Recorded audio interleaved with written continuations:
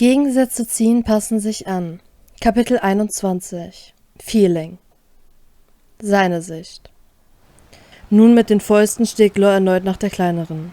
Sie pariert jeden Schlag, ebenfalls mit bloßer Hand, und weicht dabei immer weiter zurück.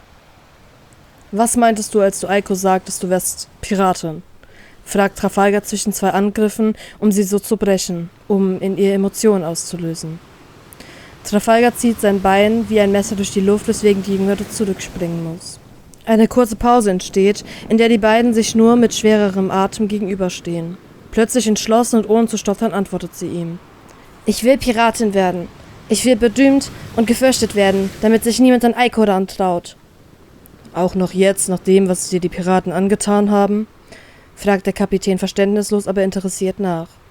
Ernst sieht sie zu ihm auf, hält den Blickkontakt. »Jetzt mehr denn je. Sie hat nur noch ihren Vater, wenn überhaupt. Die Piraten haben mich nur stärker gemacht.« Sie packt sich an ihre Brust und krallt sich in den Stoff. Aiko ist ihr wichtig. Das erkennt jeder, der zuhört, wenn sie von ihr spricht. Ihr scheint nicht aufzufallen, wie flüssig und selbstbewusst sie gerade spricht. Es wirkt, als würde Trafalgar tatsächlich etwas zu ihr durchdringen und in ihr irgendetwas auslösen. »Wieso haben dir die Piraten das Teil ins Bein getan?« fragt der Arzt ruhig weiter und geht einige Schritte auf sie zu. Sie weicht zurück, aber antwortet ihm. »Das Mädchen in der Zelle. Sie hieß Cho. Ich bin mit ihr geflohen, doch sie wurde erwischt. Ich habe mich für sie angeboten«, erklärt sie ihm monoton, mit einer ihm bekannten Kälte und Distanz in der Stimme. »Sie hat sich zweimal für jemand anderen geopfert? Sie ist entweder loyal oder dumm.« »Dafür haben sie mir das Ding eingesetzt und mich monatelang gefoltert.« Geschockt bleibt Lore nach ihrer Aussage kurz vor ihr stehen. Wie gefühllos und ruhig sie das gesagt hat, lässt für den Arzt nur eine logische Erklärung zu. Sie hat sich nie mit ihrem Trauma auseinandergesetzt und alles in sich hineingefressen, alles verdrängt. Sie erinnert sich an die Dinge so, als wäre es einem anderen passiert.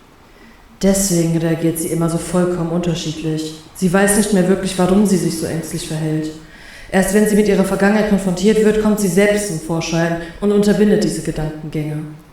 Kalt sieht sie zu dem Arzt und lehnt sich lässig gegen die Wand hinter sich. Gereizt schlägt Lore seine Fäuste knapp neben ihren Kopf gegen das Metall. Erschrocken blickt sie zu ihm auf. Gezwungen versucht Lore ruhig zu sprechen. »Hör auf! Fühl etwas dabei, sonst frisst dich der Hass auf!« »Was kümmert es dich?« fragt sie provokant nach und zieht resigniert eine Augenbraue hoch. »Ich kann niemanden in meiner Crew gebrauchen, der nichts mehr fühlt«, antwortet er kühl und bringt etwas Abstand zwischen sie. Überrascht mustert sie ihn.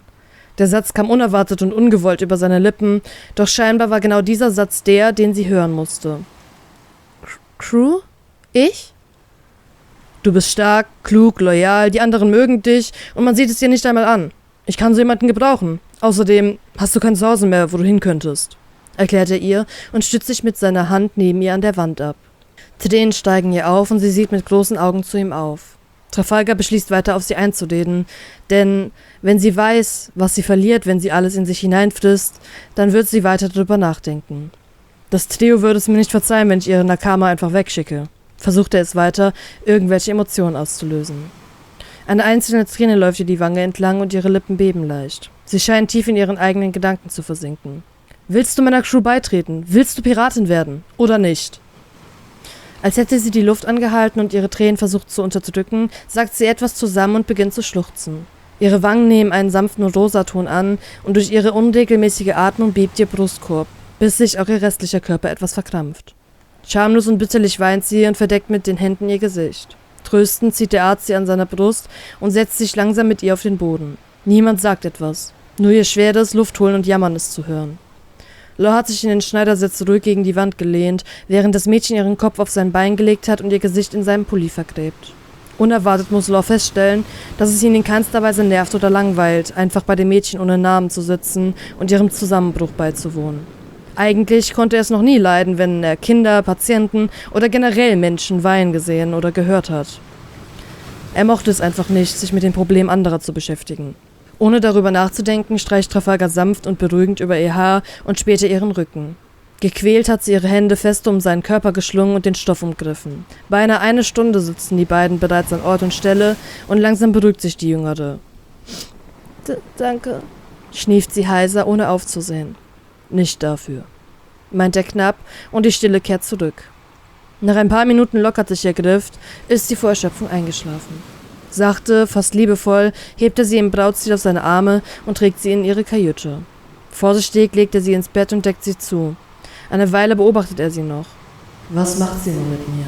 Sanft streicht er ihr mit einem leichten Lächeln eine Haarsträhne aus dem Gesicht. Du alter Saftsack. Nuschelt sie plötzlich in ihr Kissen und dreht sich auf den Rücken. Eine Wutader erscheint auf seinem Gesicht. Die beschimpft mich nun auch noch im Schlaf? Mit einem letzten verachtenden Blick zu dem Zwerg verschwindet er aus ihrer Kajüte und bekommt somit nicht mehr ihr breites, zufriedenes Grinsen mit.